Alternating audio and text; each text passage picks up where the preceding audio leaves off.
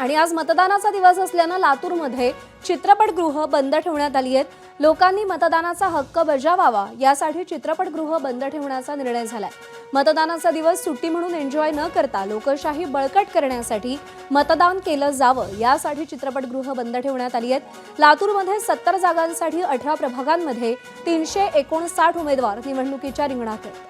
3,21,354 मतदार 375 मतदान केंद्रावरती मतदानाचा हक्क बजावणार आहेत। चित्रपटगृहाबाहेरून आढावा घेतलाय अप्पासाहेब शेळके यांनी।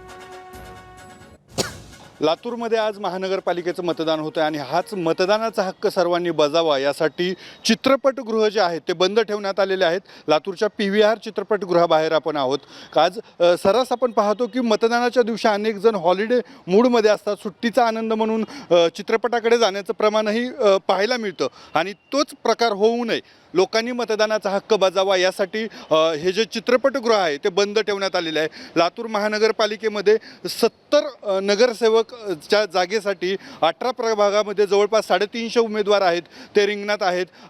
जवळपास 3,21,000 मतदार आहेत। त्याचं या सर्व उमेदवारांचं जे भवितव्य आहे ते आज मतपेटीमध्ये EVM मशीनमध्ये बंद होणार आहे आणि ह्याच मतदानाचा हक्क प्रत्येक लातूरकरांनी बजावा यासाठी चित्रपटगृह जे आहेत ते बंद ठेवण्यात आलेले आहेत।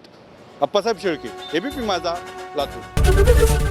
ABP माझा, उघडा डोळे बघा नीट।